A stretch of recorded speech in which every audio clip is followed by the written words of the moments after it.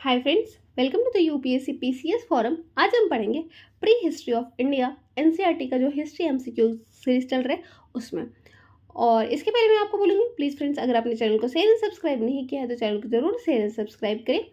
और ये जो एनसीईआरटी का एमसीक्यू सीरीज़ है ये काफ़ी इंपॉर्टेंट है आपके किसी भी एग्जाम पॉइंट ऑफ व्यू से। मेनली यूपीएससी बीपीएससी का जो प्रीलिम्स है, जो मेंस है, वो सबके लिए काफ़ी इंपॉर्टेंट है। इससे आपको पता चलेगा कि पढ़ना कैसे है आपको एनसीईआरटी से कैसे क्वेश्चन बन सकते हैं। आपको पता है कि एनसीईआरटी जो है वो काफ़ी ऑथेंटिक सोर्स होता है किसी भी एग्जाम पॉइंट ऑफ व्यू से। इसके साथ साथ ही मैंने ज्योग्राफी का जो डिटेल वीडियो है वो बनाया हुआ है, अगर आपने नहीं देखा है तो आप जाके प्लेलिस्ट में चेक कर सकते हैं। घटना चक्र पे मैं बना रही हूँ, तो अगर क्वेश्चन आपको सॉल्व करना है तो आप देख सकते हैं, घटना चक्र का भी वीडियो जाके देख सकते हैं। ठीक है, तो चलिए हम स्टार्ट करते हैं प्री हिस्ट्री ऑफ इंडिया का पहले नंबर क्वेश्चन से। Palaeolithic phase of cultural evolution of man is also referred. Palaeolithic का मतलब क्या होता है, पहले हम यहाँ पे जानेंगे। पैलियोलिथिक का पैलियो का मतलब ये दो वर्ड से बना, पैलियो प्लस लिथिक। पैलियो में होता है ओल्ड और लिथिक का मतलब होता है स्टोन। तो ये इसका मतलब ये हो गया old stone as. Palaeolithic phase का मतलब हो गया ओल्ड स्टोन। और पैलियोलिथिक फेज जो था वो मेनली ग्लेशिएशन वाला पीरियड था। ठीक है, ग्लेशिएशन मतलब आइस कवर्ड था ये। और ये पैलियोलिथिक फेज जो है वो 3 पार्ट में डिवाइडेड है। कौन कौन सा part? Lower palaeolithic age, middle palaeolithic age and upper palaeolithic age. Upper palaeolithic जो एज है वो रिसेंट पैलियोलिथिक एज है और यहाँ से धीरे धीरे वार्मनेस स्टार्ट हो जाता है। ठीक है, तो सबसे ज़्यादा जो ग्लेशिएशन का पीरियड हमें देखने को मिलता है वो हमें देखने को मिलता है लोअर पैलियोलिथिक एज में। तो फर्स्ट हमारा क्वेश्चन जो है, the palaeolithic phase of cultural evolution of man is also referred as, तो उसको कहा जाता है, अभी हमने जस्ट देखा, ओल्ड स्टोन एज और आइस एज। ऑप्शन नंबर आपका सी हो जाएगा correct, both A and B. ठीक है, तो ये मेनली किसके ऊपर डिपेंड करता है, जो एज है वो किसके अकॉर्डिंग इसको डिवाइड किया गया, रीडिवाइड किया, जो स्टोन टूल्स जो यूज किए जाते थे उसके अकॉर्डिंग, और जो नेचर जो क्लाइमेट का था उसके ऊपर डिपेंडेंट था। ठीक है, और हमने देख लिया कि इसको आइस एज भी कहते हैं, ओल्ड स्टोन एज भी कहते हैं। सेकेंड नंबर क्वेश्चन देखते हैं। With reference to the prehistory the 3 major types of tools, hand axe, choppers, flake implements are associated with which phase of human culture evolution. तो अभी हमने just देखा वो एसोसिएटेड है पैलियोलिथिक एज से, तो ऑप्शन नंबर बी हो जाएगा हमारा करेक्ट। जो लोअर पैलियोलिथिक एज है उसको बोलते हैं early stone age, early stone age. और जो अपर पैलियोलिथिक उसको लेटेस्ट स्टोन एज बोलते हैं। तो वो मेनली कवर होता है किससे, greater part of ice, glaciation का पीरियड होता है ये। और इसका जो कैरेक्टरिस्टिक फीचर्स हुआ करता था वो कौन सा वेपन्स टूल्स यूज करते, हैंड एक्स, क्लेवर्स और चॉपर्स को यूज करते हैं।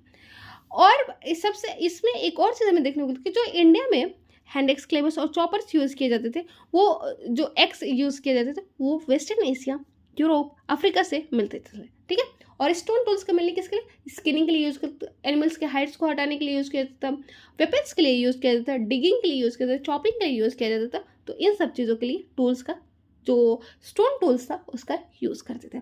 थर्ड नंबर क्वेश्चन देखते हैं, which of the following prehistoric sites of India is not related with lower palaeolithic age. तो इनमें से कौन सा जो है, जो साइट्स है वो लोअर पैलियोलिथिक एज से बिलोंग नहीं करते।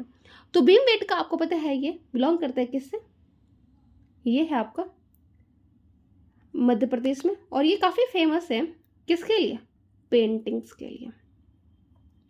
और ये लोअर पैलियोलिथिक साइट्स है। डिडवाना राजस्थान में है और ये भी एक लोअर पैलियोलिथिक साइट्स है। जो सोआन वैली है पाकिस्तान का, ये भी आपकी लोअर पैलियोलिथिक एज है। जबकि जो सराय नहर राय है वो लोअर पैलियोलिथिक एज रही है, यो मेसोलिथिक पीरियड है। जैसे कि आपको पता है कि पैलियोलिथिक एज के बाद स्टार्ट होता है, पैलियोलिथिक एज ऑलरेडी 3 पार्ट में, लोअर, मिडिल और अपर। उसके बाद होता है आपका मेसोलिथिक एज। मेसोलिथिक एज में क्या होता है, जो टूल्स होते हैं वो माइक्रोलिथ होता है, स्टोन जो टूल्स होते हैं वो स्मॉल हो जाते हैं। ठीक है, उसके बाद आपका स्टार्ट हो जाता है न्यूलिथिक एज। मेसोलिथिक का पीरियड जो रहता है 12,000 से 10,000 का रहता है, और जो न्यूलिथिक 10,000 के बियॉन्ड स्टार्ट हो जाता है। पैलियोलिथिक जो होता है वो 2 मिलियन से आपका 12,000 ईयर्स तक होता है। तो जो सराय नहर राय है ये बिलोंग करता है आपके मेसोलिथिक एज से, और ये कहाँ पे सिचुएटेड है, ये सिचुएटेड है प्रतापगढ़ जो डिस्ट्रिक्ट है उत्तर प्रदेश का, वहां से सिचुएटेड है। तो ऑप्शन नंबर सी जो है वो आपका करेक्ट हो जाता है। Fourth number question with reference to the prehistoric site of Kurnool caves which of the following statement are correct. तो कुरनूल केव्स के रिगार्डिंग यहाँ पे कौन सा जो स्टेटमेंट है वो करेक्ट है। हाँ, तो कुरनूल केव जो है वो लोकेटेड है आपका आंध्र प्रदेश में and belongs to the palaeolithic phase of early history of South India. People belongs to this sites were acquainted with knowledge of the fire.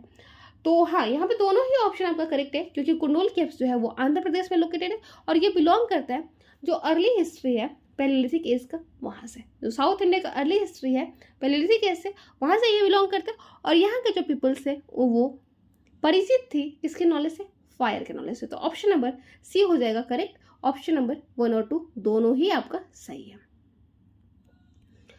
Explanation में भी सेम दिया हुआ है। फिफ्थ नंबर क्वेश्चन देखते हैं, which of the following Indian archaeologists first visited Bhimbetka caves and discovered prehistoric significance of its rock painting। तो इनमें से कौन से जो आर्कियोलॉजिस्ट थे जो विजिट किए थे भीमबेटका केव में और उन्होंने बताया था कि pre historic significance rock painting के रिगार्डिंग बताएगा, तो वो थे वीएस वकंकर। ठीक है, तो ऑप्शन नंबर हमारा सी सही हो जाएगा। वीएस वकंकर जो थे वो पहले थे जिन्होंने विजिट किया था भीमबेटका केव में और डिस्कवर किए थे pre historic significance of its rock painting. यहाँ पर उन्होंने अपने जो कई साल उन्होंने वहाँ पे गुजारा था इन एक्सेसिबल हिल्स और जंगल्स में पेंटिंग्स को स्टडी करने के लिए। जो भीमबेटका है वो लोकेटेड है आपका विंध्यन रेंज के मध्य प्रदेश के विंध्यन रेंज में, जहाँ पे आपको 800 रॉक शेल्टर्स दिखेंगे जिनमें से 500 के ऊपर क्या है रॉक पेंटिंग्स बना हुआ है, और जो बिलोंग करते हैं किससे, मिडिल और अपर पैलियोलिथिक इससे। Okay, 6 number question with reference to the cultural phase of lower Paleolithic in India, which of the following statement are correct। तो लोअर पैलियोलिथिक एज की रिगार्डिंग यहाँ पे कौन सा जो स्टेटमेंट है वो करेक्ट है। It was characterised by glaciers and covered greater part of the ice age. During this phase rock shelters served as a seasonal camps for human beings. The cultivation of crops and domestication of animal started in lower Paleolithic age। तो हमें बताना है इनमें से कौन सा जो option है वो इनकरेक्ट है। इनकरेक्ट ऑप्शन बताए, और ये हमारा दिया हुआ है ओल्ड एनसीईआरटी के क्लास 11 चैप्टर नंबर 5 में। तो हाँ, जो लोअर पैलियोलिथिक एज है मैंने बताया था कि लोअर पैलियोलिथिक का जो बहुत सारा पार्ट होता है वो ग्लेशियर्स ये आइस एज से बिलोंग करता है। तो हाँ, ये कवर्ड होता है आइस से, क्योंकि ये करेक्टराइज होता है ग्लेशियर्स से। इसी फेज में क्या होता है, रॉक शेल्टर जो है वो सर्व करते seasonal camp for human beings. तो सीजनल कैंप्स के रूप में रॉक जो होते हैं वो काम करते। कल्टीवेशन ऑफ क्रॉप्स और डोमेस्टिकेशन ऑफ एनिमल स्टार्ट नहीं होता है आपका लोअर पैलियोलिथिक एज में, ये मेनली स्टार्ट होता है आपका मेसोलिथिक एज में। तो ऑप्शन नंबर हमारा जो सी हो जाएगा वो इनकरेक्ट हो जाएगा, मतलब ऑप्शन नंबर सी हमारा सही हो जाएगा, ऑप्शन नंबर 3 जो है इनकरेक्ट हो जाएगा। नेक्स्ट क्वेश्चन देखते हैं। 7th number with reference to the culture phase of middle Paleolithic in India, which of the following statement are correct। तो मिडिल पैलियोलिथिक एज का क्या एज रहा है, मतलब उसका फेज क्या रहा है। इट अकर्स बिटवीन 5 लाख से 50,000 BC। The important tools of this phase were varieties of blades, points, borders, and scrapers. The artifacts of this age are found at several places near Narmada Basin। तो ये जो middle palaeolithic as है वो mainly coincide करता है किससे, जो अपर palaeolithic as होता है, और इसी की वजह से जो इसका जो एज होता है वो मेनली कहाँ से कहाँ तक बिलोंग, 50,000 से 40,000 तक बिलोंग करता है। 40,000 से 12,000 तक बिलोंग करता है अपर पैलियोलिथिक एज, और इसलिए जो हमारा फर्स्ट ऑप्शन है वो इनकरेक्ट है। बाकी सेकंड जो ऑप्शन है, यहाँ का इंपॉर्टेंट जो टूल था वो क्या था, ब्लेड था, पॉइंट्स था, बोरर्स था और स्कैपर्स था। और यहाँ का आर्टिफैक्ट जो होता है सेवरल प्लेसेस पे पाया गया है, नर्मदा और south of the Tungabhadra reverse में। ठीक है, 8 नंबर क्वेश्चन देखते हैं। Homo sapiens emerge in which phase of human cultural history. तो होमोसेपियन ह्यूमन कल्चरल हिस्ट्री में कब इमर्ज करते हैं, तो वो इमर्ज करते हैं अपर पैलियोलिथिक एज में, अपर पैलियोलिथिक एज में। ठीक, तो मॉडर्न होमोसेपियंस जो होते हैं वो कब इमर्ज करते हैं, अपर पैलियोलिथिक एज में, और इस पीरियड में क्या होने लगता है, धीरे धीरे जो डीग्लेशिएशन वाला पीरियड स्टार्ट होने लगता है। ठीक है, वार्म फेज, वार्म क्लाइमेट जो है वो स्टार्ट होने लगता है, इस पीरियड के अंत होने तक। तो ऑप्शन नंबर जो बी है वो आपका करेक्ट हो जाता है। 9th नंबर क्वेश्चन लिखते हैं, the upper palaeolithic phase of Andhra Pradesh and Karnataka gives coincide evidence of which of the following types of tools.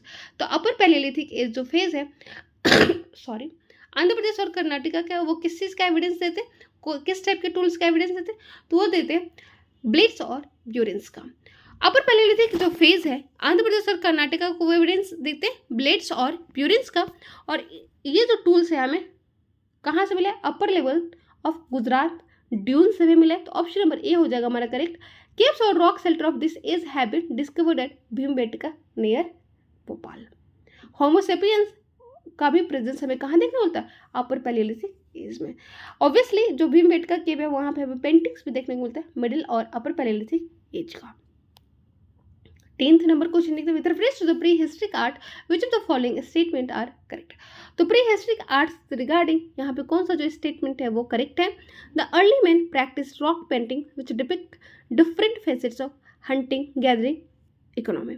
Bhimbetka situated in Maharashtra contains more than 500 rock shelters। Maharashtra में लोकेटेड नहीं है, हमने कई बार डिस्कस किया। भीमबेटका जो है वो लोकेटेड है आपका विंध्यन रेंज मध्य प्रदेश में, ठीक है। तो ऑप्शन नंबर जो सेकंड है वो इनकरेक्ट हो जाता है। Option number first, the early man practice rock painting which depicted different facets of hunting and gathering economy. तो ऑप्शन नंबर जो फर्स्ट है वो आपका करेक्ट हो जाता है। The people of Palaeolithic and Mesolithic as जो होते हैं वो यूज़ करते हैं पेंटिंग को, जो उस टाइम का दिखाते हैं कि उनका जो कल्चरल लाइफ था, जो सोशल लाइफ था वो कैसा था। तो पेंटिंग से हमें पता चलता है कि वो हंटर और मेनली गैदरर हुआ करते थे। प्री हिस्ट्रिक आर्ट जो है बहुत सारे प्लेसेस से अपीयर हुआ है और भीमबेटका का जो प्री हिस्ट्रिक पार्ट है वो कंटेन करता है richest specimen of pre historic art. यह सिचुएटेड आपका विंध्यन रेंज में जो कि है 45 किलोमीटर साउथ ऑफ भोपाल। यहाँ पे 500 से ज़्यादा रॉक शेल्टर से जो कि डिस्ट्रीब्यूट हुए हैं 10 स्क्वायर किलोमीटर एरिया में। 11th नंबर क्वेश्चन देखते हैं, consider the following statement with reference to cultural phase of upper palaeolithic in India. तो cultural phase of upper palaeolithic से रिगार्डिंग हमें बताना है कि कौन सा जो है वो इनकरेक्ट है। यहाँ पे इनकरेक्ट ऑप्शन पूछ रहा है। तो it coincided with last phase of ice age when climate became comparatively warm. तो हमने देखा कि अपर पैलियोलिथिक एज आते आते जो क्लाइमेट होती है वो धीरे धीरे डीग्लेशिएशन को स्टार्ट, और डीग्लेशिएशन तभी होगा जब क्लाइमेट जो होगा हमारा वार्म हो जाएगा। तो ऑप्शन जो हमारा फर्स्ट है वो सही है।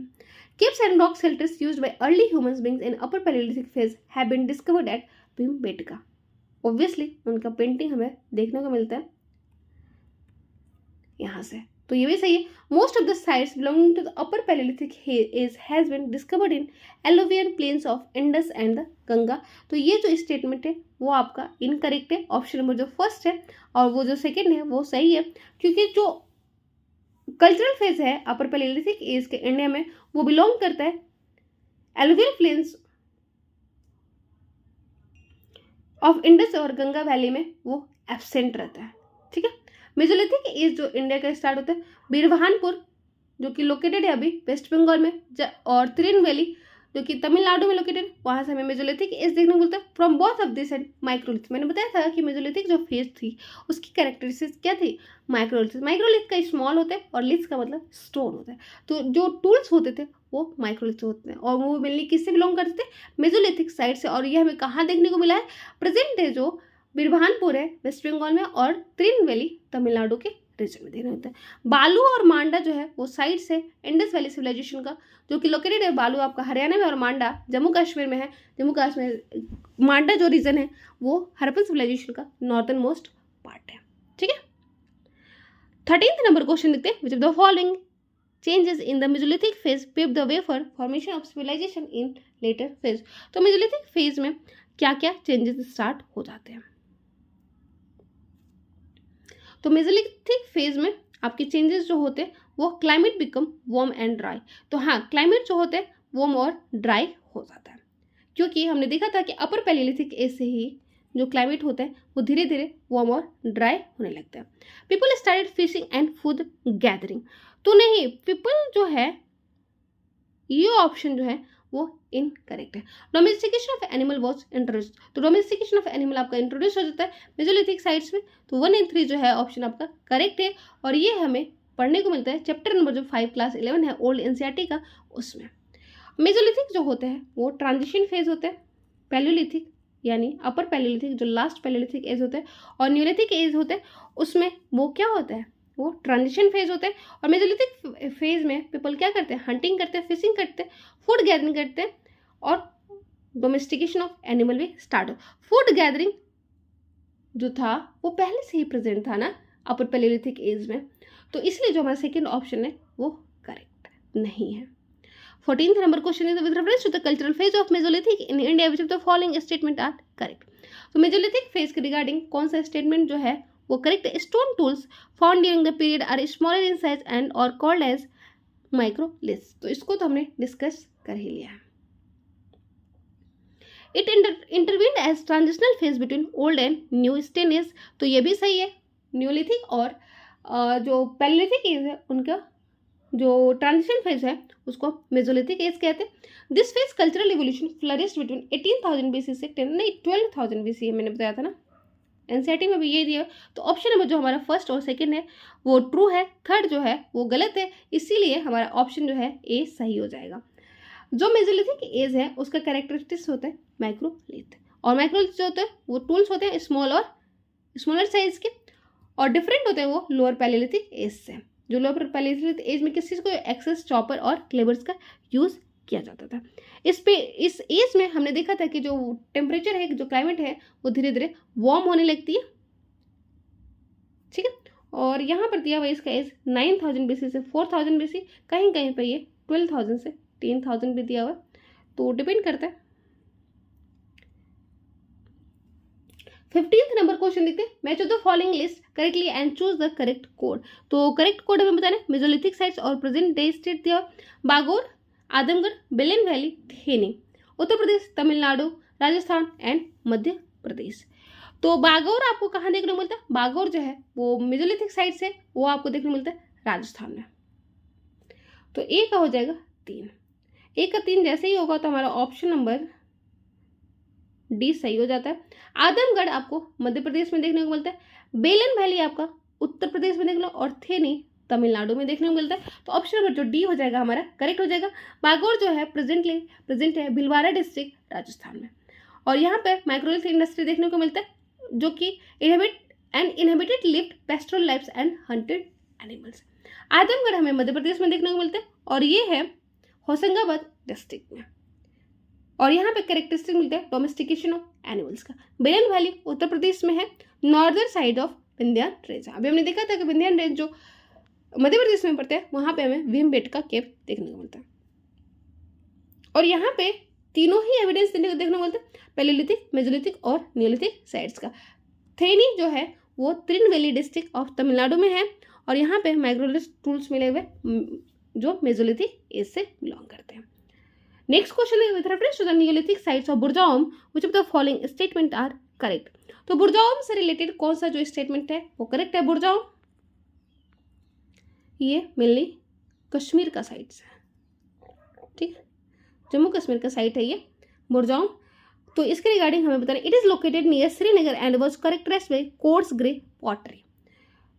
तो ये ऑप्शन जो है वो हमारा करेक्ट है क्योंकि ये श्रीनगर के नियर लोकेटेड है, और कोर्स ग्रे पॉटरी हमें यहाँ देखने को मिलता है। It has yielded skeleton of the cow along with human skeletal in burials. तो ये जो ऑप्शन है वो इनकरेक्ट है, ऑप्शन नंबर ए जो हो जाता है हमारा करेक्ट हो जाता है, क्योंकि बुरजाओम में हमें काउ नहीं डॉग देखने को मिलता है। यहाँ पे जो बरियल्स हैं वो डॉग के साथ देखने को मिलते हैं, काउ के साथ नहीं देखने को मिलते हैं। और ये जो साइट्स है ये एक न्यूलिथिक साइट है बुरजाओम, और ये लोकेटेड है श्रीनगर, जो कि अभी जो रिसेंटली यूटी बना है जम्मू कश्मीर का, और यहाँ पे आपको देखने को मिलता है कोर्स ग्रे पॉटरी। ये एक इंपॉर्टेंट न्यूलिथिक साइट्स है और फर्स्ट एक्सकेवेट किया गया है डी टेरा एंड पेट्रिशंस के द्वारा। तो ऑप्शन नंबर जो हमारा फर्स्ट है वो करेक्ट हो जाएगा, सेकंड जो है वो गलत हो जाएगा क्योंकि हमें काउ का नहीं डॉग का एविडेंस देखने को मिलता है बरियल्स में। 17th number question, the evidence of pit dwelling has been obtained from. तो पीट ड्वेलिंग का भी हमें देखने को मिलता है बुरजाओम जो कि जम्मू कश्मीर में है। तो यहाँ पे हमें पीट ड्वेलिंग देखने को मिलता है। यहाँ की जो पोटरी होती है वो कोर्स ग्रे पोटरी होती है, और यहाँ पे बरीज जो देखने मिलते हैं वो डॉक्स के साथ देखने, और एक ये न्यूलिथिक साइट से, तो ऑप्शन नंबर ए हो जाएगा करेक्ट। 18th नंबर क्वेश्चन देखते हैं, the neolithic sites of which of the following place is noted for the cultivation of rice in the 6th Millionaire BC। तो वो कौन सा न्यूलिथिक साइट्स है जहाँ पे हमें कल्टिवेशन ऑफ राइस देखने को मिलता है, तो वो है कोल्डी हवा। ऑप्शन नंबर ए जो है वो करेक्ट है। कोल्डी हवा जो है उत्तर प्रदेश के प्रयागराज डिस्ट्रिक्ट में हमें देखने को मिलता है, जो कि पहले इलाहाबाद के नाम से जाना जाता था। वहाँ पे हमें राइस का कल्टिवेशन 6 मिलेनियम BC का देखने को मिलता है, और ये जो साइट है अराउंड 7000, जो साइट लोकेटेड है वो 7000 BC के अराउंड है, और ये कंटेन करता है early evidence of suggesting cultivation of rice in Indian सब कॉन्टिनेंट। तो ऑप्शन नंबर ए हो जाएगा हमारा करेक्ट। 19th नंबर क्वेश्चन देखते हैं, जब the following ancient prehistoric site contain archaeological evidence of all the 3 phases of Palaeolithic followed by Mesolithic and Neolithic cultural sites. तो वो अभी हमने जस्ट देखा था, जो बेलिन वैली उत्तर प्रदेश का है, वहाँ पे हमें तीनों ही एविडेंस देखने को मिलते हैं, पैलियोलिथिक, मेसोलिथिक और नियोलिथिक कल्चरल फेजेस से। तो ऑप्शन नंबर हमारा ए हो जाएगा करेक्ट। बेलिन जो है वो नॉर्दर्न पार्ट्स, बेलिन वैली जो है वो लोकेटेड है northern parts of Vindhyan ranges, जो कि उत्तर प्रदेश में है, और यहाँ पे तीनों देखने को मिलते हैं, तीनों साइड्स देखने को मिलती है, फेज पैलियोलिथिक, मेसोलिथिक और नियोलिथिक फेज। ठीक है। Pre historic sites of Belan valley include Mahagara, Chopani Mando और Koldihwa. In Belan valley have provided earliest evidence of rice cultivation. तो ध्यान रखेंगे, बेलिन वैली में ये आपको महागरा, चौपानी मांडो और कोल्डी हवा देखने को मिलता है, जो कि राइस कल्टीवेशन हमें वहां से देखने को मिलता है। ओके, तो आज के लिए इतने रहने देते हैं, नेक्स्ट क्लास में हम पढ़ेंगे 20th नंबर क्वेश्चन से। आई होप आप लोगों को अच्छा लगा। Thank you so much, bye.